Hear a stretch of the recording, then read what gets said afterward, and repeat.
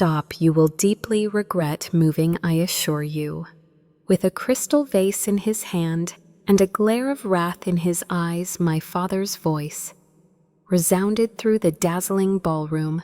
The crowd's laughing turned to gasps, and I stood there, paralyzed with fear. The floor of the most opulent hotel in Portland was stained with blood as it poured down my shoulder, feeling warm against my flesh. Above the chandeliers twinkled like cruel stars, belittling the mayhem below. My own family has betrayed me. Now I find myself in a situation where sirens and cameras are closing in. How did I get here? This is the night that my world fell apart, and the night that I discovered my inner strength. My name is Emily Harper. I was the unnoticed daughter in a perfectionist family when I was a kid in the gloomy Portland, Oregon suburbs. Grace, my younger sister, was the light of our parents' lives. Margaret and Thomas treasured her smiles as a precious commodity. I was the shy, introverted one who envisioned woodlands in her dreams and enjoyed drawing botanicals. With wide-eyed anticipation, I pleaded with my parents for a microscope for my 10th birthday. The sharp-voiced Margaret instead presented me with a cosmetics kit. "Emily, you should try to emulate Grace's beauty." In a dismissive nod, Thomas glanced away from Grace's brand-new ballet attire and ignored me. A scar that never completely faded away was the impact that moment had on me. With shaky hands, I held my certificate, having won a statewide science fair by the time I was 15. Hugh let out a frustrated groan. "I know you're busy, but this weekend is Grace's dance recital. She has our utmost admiration." On the mantel, Grace's trophies shone brightly, but my accomplishments accumulated dust. I was enough a stubborn spark whispered from deep inside. Their affection was unnecessary evidence of my value. I simply required solo time. That fire kept me going all these years, a silent rebellion against the crushing burden of my family's abandonment. In the verdant depths of Portland's woodlands, where the Douglas firs murmured tales older than my sorrow, I was Emily Harper, a girl who sought refuge. Grace stole the show at my Beaverton childhood home, but I found my niche by quietly carving out my own path. My mother, Margaret, was a curvy, demanding lady who was always on the lookout for Grace's radiance. My dad, Thomas, was like a faraway thundercloud. He only smiled and pirouetted when Grace performed a pageantry. My aspirations of a career in research and environmental protection were simply disregarded. It feels like just yesterday when I was 12 years old. For weeks, I had perused the pages of a botany book in a catalog hoping to find the solutions to the riddles surrounding roots and leaves. My pulse raced as I eagerly tore open my present on the big day, only to discover a pair of sparkling hairbrushes. Margaret grinned. "Emily, your unruly hair is now fixable. Try to emulate Grace more," with his rare smile illuminating the room just for Grace. Thomas cheered as she twirled in her new velvet skirt, and she giggled. I swallowed the pain as I buried the mental image of the book like a seed in a pot, even though my throat stiffened. I found solace in my school. I dove headfirst into biology, learning plant life cycles by heart, and drawing ecosystems in my battered notebook as Grace wowed her way through dancing class. In our garage, I spent many late nights rigging a model of sustainable irrigation in preparation for a regional science competition that I entered when I was 16 years old. After years of darkness, the judges' acclaim seemed like a breath of fresh air as I took first place. With the certificate in hand, I hurried home hoping that they would finally recognize me. From Grace's most recent pageant photos Thomas stole a quick glance up. "You did a great job. You may have heard that Grace was named Miss Junior Portland." Margaret paid no attention at all. Even as my heart sunk, the light became even brighter. Their scrutiny wasn't necessary. I would create a life that consumed them. I escaped the stifling atmosphere of Beaverton as soon as I graduated from high school by squeezing into a full scholarship to attend the University of Oregon. Going to college opened my eyes. Rather than being ridiculed, my passion for ecology was embraced in classrooms and laboratories. When my professors commended my work on forest preservation, I finally felt heard. While attending night classes and working as a barista, I saved up all my money for a future that I could truly call my own. Grace came over once, and her expensive purse was too flashy for my dorm's vintage chic decor. Her laughter filled the air. Why put forth so much effort, loathed life? The knowledge that she would never comprehend the hunger that consumed me caused me to tightly smile. I was hired by the Pacific Northwest Research Institute in Portland after graduating first in my class at the age of 24. Although my salary was not extravagant, it was sufficient to allow me to envision a place where I could establish my own roots, a home. I was a thrifty person who saved all of her bonus money and forwent expensive trips and concerts. I finally bought a $500,000 home in the peaceful Laurelhurst neighborhood at the age of 30 after years of saving and sacrificing. The streets were lined with maple trees. The house had all the right amenities, a small but comfortable study for my books, a kitchen that let in plenty of natural light, and a backyard that I could picture planted with native plants. I was overcome with a sense of accomplishment as I stood in the living room clutching the keys. The construction of this was entirely done by me. In the hopes of evoking some kind of response, I contacted Margaret to break the news. Her tone was monotone. "Emily, it is lovely. Downtown, why didn't you pick up anything?" "Everyone is talking about Grace's new modeling deal," Thomas softly murmured under his breath. "That large of a home for just one person." Effortless, it appears. I ignored their hurtful comments. Nobody belonged in my house. I was the one who had to stand tall after being invisible for a while. Meanwhile, Grace's life was a flurry of lightning bolts and standing ovations. She was engaged to Nathan Brooks, a gentle-looking software developer, when she was 28 years old. The engagement party, which Margaret planned with all her might, was a spectacular affair held at the downtown Sentinel Hotel. Duty drew me in spite of my reluctance to go. Indeed, family was a knot that I was never able to completely untie. For Grace's birthday, I labored over a painting depicting the Columbia River Gorge, an area I had advocated for through my work. It wasn't showy, but it was meaningful, a soft offering from my heart. Margaret arched an eyebrow as I handed it to her. "Is that a painting? How absolutely extraordinary." After a courteous smile, Grace turned to welcome her visitors. As the old pain began to take hold, I retreated to the room's perimeter and clutched my glass tightly. On the other hand, a feeling that this evening will alter everything else began to stir as well. The ballroom of the Sentinel Hotel glistened like a gem, as golden light from chandeliers filtered across ivory silk-draped tables. I stood at the bar, fingers running over the edge of a glass of sparkling water, while the sound of laughter and clinking glasses echoed through the room. As Grace swung gracefully through the audience, her shimmering cream dress drew admiring glances from all directions.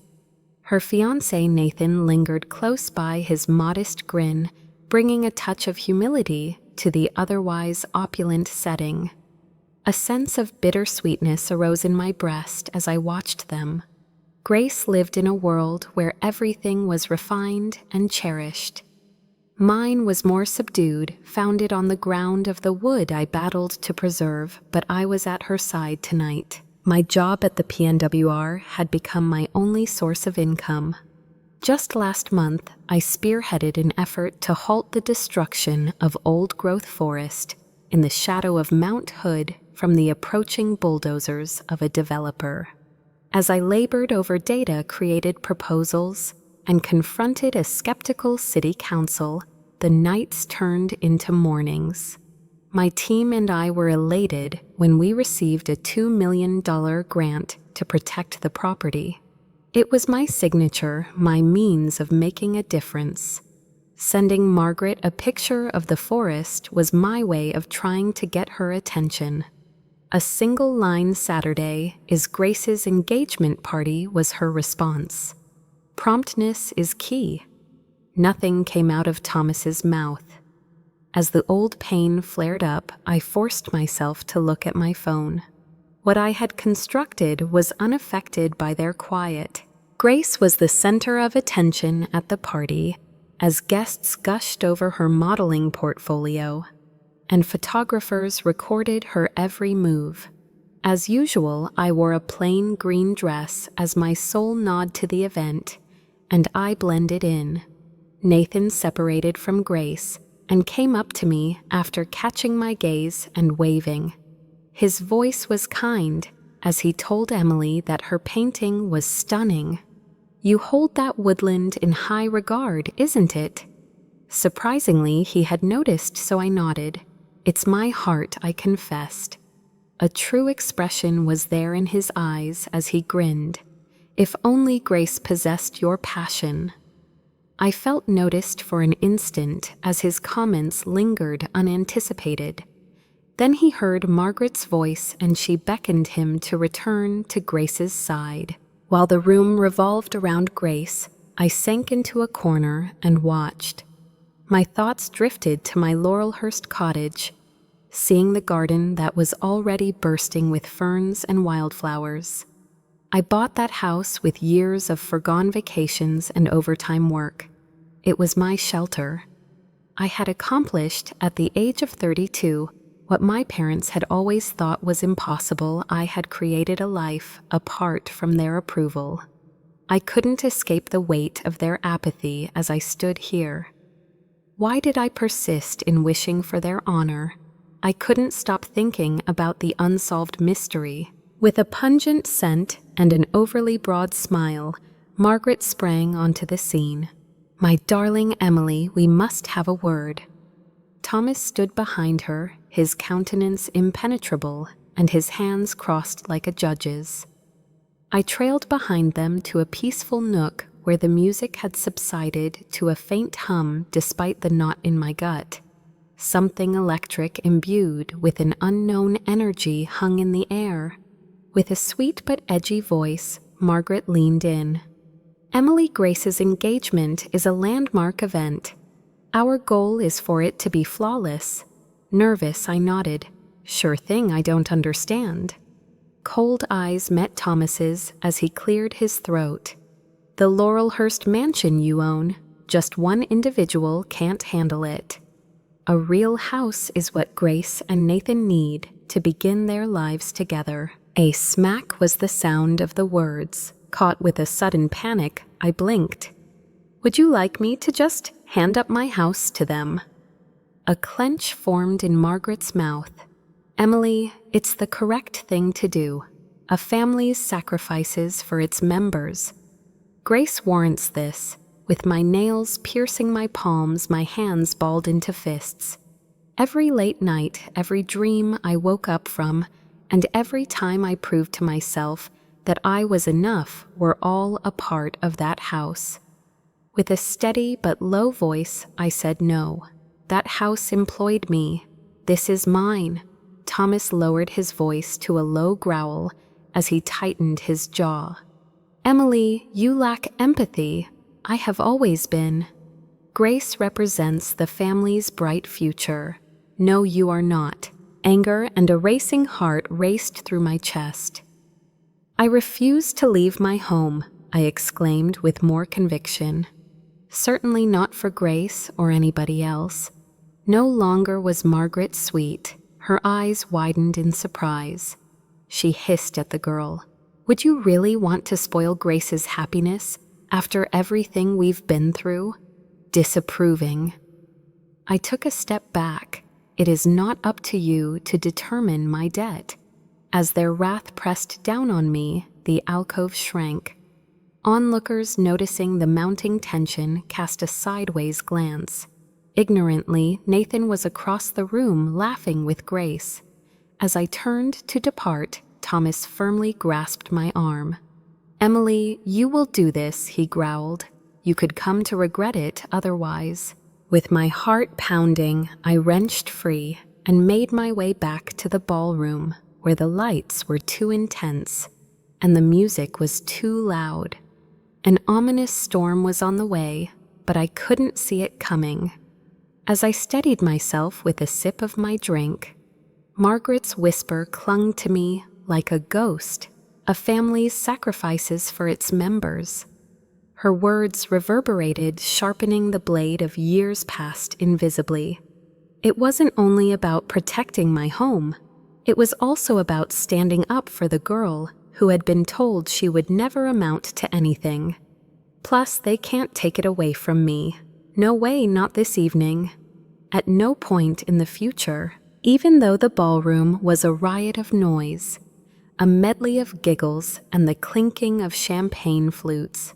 My heart was pounding at a faster rate.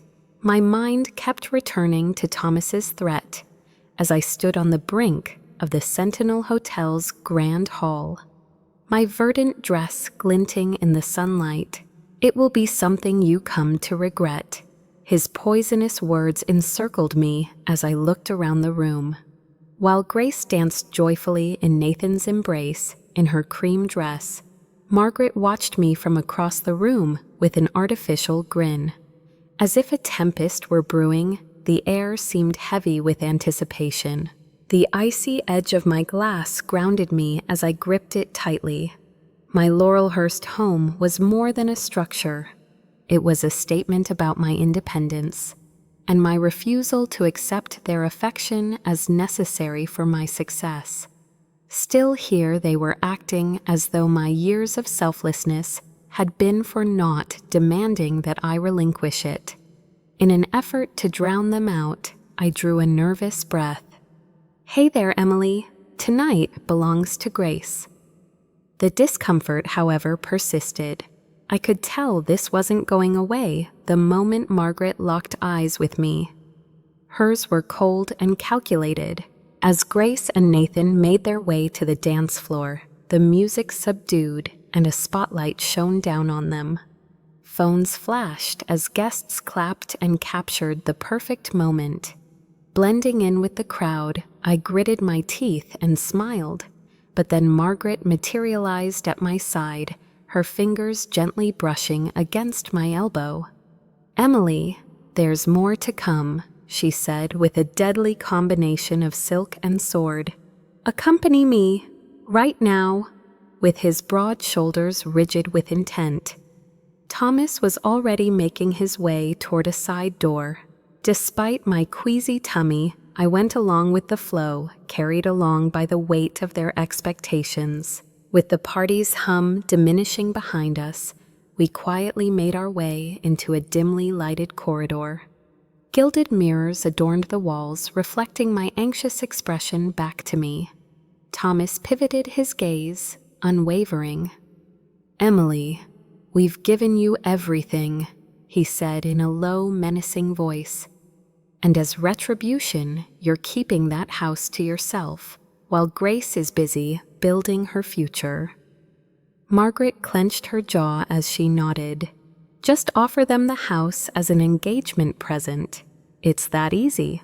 All families do it. The anger welled up in my chest and I gasped for air. That house is mine. I said, my voice growing louder. Nights were spent working, dreams were skipped, and it was made by hand. You love Grace more, so she doesn't get to take it. With a gasp, Margaret's hand sprang up to her chest. What gives you the nerve to treat us that way? Emily, your selfishness has never changed, without fail. With his shadow hanging over him, Thomas advanced. If you don't relinquish control of that house, I will ensure that you know the importance of family. Stepping back, I shook my head. No, becoming your shadow is something I'm sick of doing. As I was about to bolt, my pulse racing, Thomas reached over and grabbed a crystal vase from a neighboring table. The petals were trampled under his footsteps as the blossoms fell to the ground. You disrespectful POS! He let out a mighty roar, and in the blink of an eye he threw the vase. It slammed into my shoulder, sending shrapnel flying across the hall. As blood soaked my dress and dripped onto the marble floor, a searing, intense pain went through me. As my vision blurred, I stumbled, gripping my arm tightly. From the ballroom, cries rose to the heavens. People streamed into the hallway, their phones blaring as they documented the mayhem. Margaret swung forward, her enraged expression betraying her emotions. You completely ruined it. I spat, she said. You ruined Grace's special night by making it all about yourself. With my fingers feeling the warmth of my blood, I stumbled as the world around me spun, with a pale face betraying his dread. Nathan forced his way through the crowd. Hello, Emily. While knelt down by my side, he yelled, Remain by my side. He shot Margaret an icy stare. I don't know what's wrong with you. Standing motionless with the vase stem still grasped in his fist, Thomas felt his anger transform into astonishment. With her clothing glistening in the low light, and her expression one of utter amazement, Grace materialized. My mother, hey Dad, just what were you up to? Her flawless exterior revealed a fissure as her voice cracked, whispering, They wanted my house, for you. I stared at her while constant agony coursed through my body. Angry tears streamed down Grace's face as she instinctively reached for her mouth.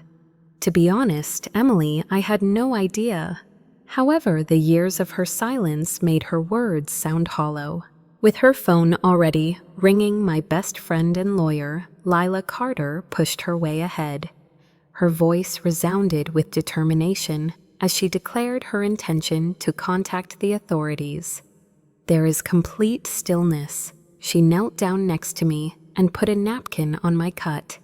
No need to worry, Em. Stay with me. Many of the guests whispered some in disgust, and others while filming. To protect me from Margaret's staring, Nathan rose to his feet. This ends now, he said, his normally placid personality giving way to an icy aggression. No touching her ever again. As the hotel's glass doors swung open, red and blue lights flashed, and distant sirens screamed. Quickly, paramedics arrived and carefully transferred me to a stretcher, their touch tender. Even though my garment was splattered with blood and my shoulder was aching, the real agony was in my heart. The poison of Margaret, the brutality of Thomas, and the weeping of Grace reflected my whole existence, every minute that I had gone unnoticed. I caught Grace's gaze as the medics helped me to my feet. I apologize, but I averted my gaze, she murmured. My apologies weren't sufficient, at least not at the moment. The hall gradually dimmed as the clamor of the audience subsided into a low growl. As he trailed behind the stretcher, Nathan's hand briefly touched mine. You're more powerful than they realize, he said. In the midst of all the mayhem, I held on to his words. Even though the night's celebration of love had been marred by treachery, I felt a change occurring within me as the ambulance doors shut. It wasn't merely a celebration coming to a close. It was the turning point in my struggle for self-determination, justice, and the life I had rebuilt from the ground up. The sound of the ambulance's siren echoed the pain in my chest as it raced through the rain-slicked streets of Portland. The bandages applied by the paramedics made my shoulder ache, and the gash in the crystal vase served as a constant reminder of Thomas's fury. My garment was covered with blood, but the true wound was deeper etched by the years of being treated as second class by my parents. In the midst of Nathan's resonant remarks, I lay on the stretcher, gazing up at the ceiling. They have no idea how powerful you are. Even though I wanted to trust him, the weight of betrayal overwhelmed me as the city lights faded away. I felt anchored by the bright hum and antiseptic odor inside the hospital. The nurses' tones were kind yet urgent as they patched my wound. "Concussion risk," they whispered together. Thankfully, there are no breaks. The bandages were tightly wrapped around my shoulder, pressing against my flesh. While the medication eased my pain, my thoughts wandered back to the hallway and the scenes therein, including Thomas's snarl, Margaret's venom, and Grace's tear-stained face. What had led to this point? In front of an audience, my loved ones, the ones I had hoped would adore me, had broken me. In the midst of all that pain, I realized something I owed them. Nothing more than to speak up. With his steady presence, Nathan remained at my side. Worriedly slumped on the plastic chair, he wore a rumpled suit. "Emily, you are not a burden on yourself," he whispered. "Lila has already begun to round up eyewitnesses. They'll take a hit from us." Nodding, my throat constricted. As the cops handcuffed Thomas and Margaret, my closest friend and formidable lawyer Lila Carter was busy taking statements and filming the scene at the hotel. Coming face to face with my parents in court was a sickening prospect, but feeling Nathan's hand on mine helped me to remain composed. At last, I wasn't a ghost. The engagement celebration had descended into anarchy at the Sentinel. Gastrons departed en masse, their mutterings incisive with indignation. With icy tones, the Brookses' Nathan's parents confronted Grace. With her arms crossed, Mrs. Brooks revealed that they had faith in your family. This brutality and bloodshed, though it cannot be forgiven. We will not associate this with our son. Crumbling into a chair, Grace sobbed as the magical night faded away. Still dressed in her cream dress, Nathan offered no solace. Disappointment hardened his once soft eyes toward her. At being at my side, he had witnessed the reality of her family, my family. The following morning, Lila brought her laptop to the hospital, which was filled to the brim with evidence. "We've got multiple videos, Em," she exclaimed with a fierce determination. "Thomas hurling the vase and Margaret yelling at you are both shown clearly in the footage. Further 10 witnesses, one of whom is Nathan, are prepared to give testimony. This goes beyond physical violence and includes psychological manipulation as well. Charges have been filed." As it all hit me, I couldn't help but fix my gaze on her. I felt like I was cutting a cord when I sued my parents, but that cord had been a shackle for years. I told them to do it in a forceful voice. I demand fairness. Quick action was taken in this circumstance. After a week, I was cleared to go home with a still stiff but improving shoulder. In the midst of the mayhem, we were untangling Lila's office in downtown Portland, served as our command center. Its wood bookcases stocked with legal tomes serving as a sharp contrast. A hefty dossier including affidavits, medical records, and those damning recordings was placed across her desk. According to her, your case is absolutely solid. I knew I wasn't in this battle alone with Nathan sitting next to me. I steadied my fingers as I signed the documents. Nobody was left out of this. It was for the young woman who had heard again and over that she was inadequate. Witnesses at the trial in Multnomah County Courthouse included reporters, interested citizens, and even distant relatives who had heard rumors about the scandal. With pale cheeks and flashing eyes, Thomas and Margaret sat at the defendant's table. Telling my story, I stood up there with my heart pounding. The years of disregard, the partiality that elevated Grace while I declined, and the fateful night when they forcibly entered my home in response to my denial. The movies were played by Lila, and the footage was really horrifying. It showed Thomas's arm flailing, the vase breaking, and my blood pooling. You ruined everything, according to Margaret's cries. In the otherwise quiet courtroom resounded. Then came the eyewitnesses. With a steady but angry voice, Nathan described the hallway. He testified that he had witnessed Thomas assault her. Margaret encouraged him. Recounts told by visitors who had witnessed decades of partiality painted a picture of a family in which one daughter was the star and the other was erased, as Lila invited them to her home. As Thomas's attorney put it, it was a father's extreme anger that drove him to act in such a way. However, the videos were truthful, the ruling was quick, and the jury's expressions were glum. According to the foreman, Thomas Harper and Margaret Harper are found guilty of attacking, emotionally abusing, and attempting to coerce. Everyone in the room let out a gasp. A frown creased Margaret's face as she clenched the table. As if he could force the truth to disappear, Thomas fixed his gaze ahead with clenched jaw. The sentence was handed down by Judge Larson, a woman whose hair was a steely gray. Punishment: 7 years in state prison with a 5-year parole ban. Obtaining full compensation for all expenses related to medical care, legal representation, and emotional distress. A thunderclap sounded by the gavel sealed their doom. For the first time in years, I let out a breath. Justice didn't make the hurt go away, but it was a relief to finally have it lifted off my shoulders. I felt a sense of closure rather than joy as the bailiffs escorted Thomas and Margaret away, their handcuffs shimmering.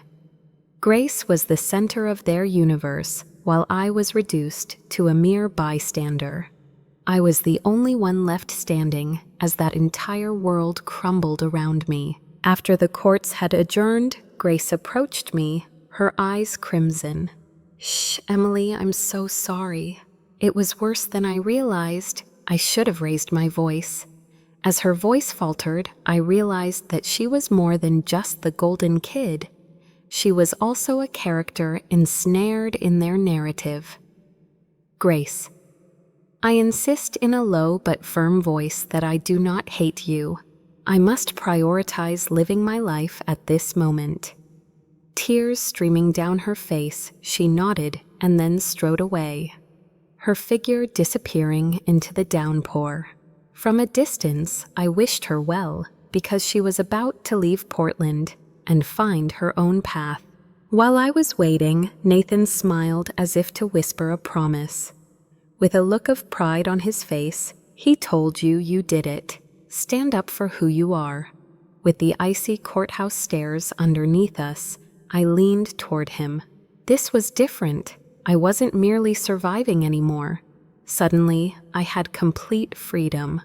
Although the wounds on my shoulder and in my heart would eventually heal, they would forever serve as a reminder of the day. I stood up for myself, and the world acknowledged my choice. A gentle grayness pervaded the sky over Portland, portending rebirth following a storm. Within Forest Park, I found myself surrounded by majestic firs that reached for the sky, their hushed voices mingling with the sound of leaves rustling in the wind. I could still feel the slight ache in my shoulder from the vase's impact, but the more serious injuries, those caused by years of neglect, were finally starting to mend. With his gentle touch and unassuming power, Nathan stood by my side, guiding me towards a future I had never dared to dream of. The garden of my Laurelhurst bungalow was now overflowing with wildflowers, and each blossom stood as a testament to the things I had created. It was ready to welcome us. This life was mine, mine alone, and it had been hard-won. A new cadence had taken its place in the months following the trial, and the reverberations of that fateful evening at the Sentinel Hotel had gradually diminished. I returned to my job at the Pacific Northwest Research Institute, with renewed vigor, my heart more dedicated to environmental protection than before. The forest that I had battled to preserve near Mount Hood is now a protected sanctuary. Hikers can enjoy its trails without ever having to think about the conflicts I had fought to end. As I drew plant life in my notebook, I felt a sense of calm and accomplishment with each stroke. Thomas and Margaret, my parents, had faded into obscurity, their prison sentences barely audible. Neither did I visit or write. Their departure allowed me to breathe easier, which was a blessing. Grace departed from Portland in pursuit of a new beginning in Seattle. At one point, she wrote me a letter. The words were nervous but genuine. Emily, my identity is expanding beyond that of their daughter. I wish you joy. I put it aside, pleased that she was making an effort, but unprepared to respond. I had long since outgrown the chapter that her departure closed. I had moved past the anguish of her privileged position in our family, not the ethereal sister, but a woman who had carved out her own path to glory. I was Emily Harper. Because of Nathan's generosity, I was able to rely on him as an anchor and a guiding current. As night fell, he took me on a hike through the pine-scented Mount Hood forest. Gleaming in his hand was a wooden ring carved with a delicate fern leaf, and he knelt under its canopy of stars. I don't want a perfect life, he declared to Emily Harper, his voice thick with emotion. With you I desire a genuine one. Will we tie the knot? My vision was clouded by tears as joy surged like a tide. As I lifted him up, I couldn't help but laugh, and our embrace solidified our vow. Simple, rooted, and authentic, the ring was like an extension of who I am. My maid of honor, Lila Carter, brought a fiery smile to our little ceremony, which took place in the wildflower meadow of Forest Park. No flashing lights, no spectators, just friends who saw me for who I really was. My hair was worn loosely back, and I sported a sage-colored flowing dress adorned with a lilac-woven crown of daisies. The vows that Nathan made were passionate yet hushed. Anywhere we go, Emily, you are my home. I promise to love him and create a life for us where we could flourish. I knew I wasn't merely existing when our kisses carried our laughter on the breeze. My life was resurrected. The Laurelhurst bungalow became our home when we relocated there. Lupines, columbines, and ferns are all signs of resilience, so I planted a garden full of them. As the sun went down, we would sit on the porch and dream of an endless future. To help kids who are unsupported by their families, I started a nonprofit called Green Haven. We provide scholarships for science programs. For myself and everyone else who was told they weren't enough, I fought, and every letter from an appreciative adolescent brought it all back to me. In retrospect, I can see how the lessons I learned changed my life, and how I now use those skills to inspire others. You are valuable regardless of whether other people think so or not. True worth is intrinsic, but I wasted a lot of time trying to live up to my parents' expectations. Feeling inferior is common in America, a country where success is paramount. Dreams, work, and heart alone are sufficient. Secondly, it is essential to stand up against injustice, even if it is never easy. Although it was a huge step forward, suing my parents was like stepping over a taboo. Seek out friends, attorneys, or therapists as allies as you can while you battle for your freedom from a toxic family. 3. Genuine love is a healer. Family isn't defined by blood, but by the people who stick by you through thick and thin, as Nathan and Lila taught me. Raise yourself up by assembling a strong tribe. Listen up, life ain't fair, but the way it turns out is entirely up to you. Gather a few pennies.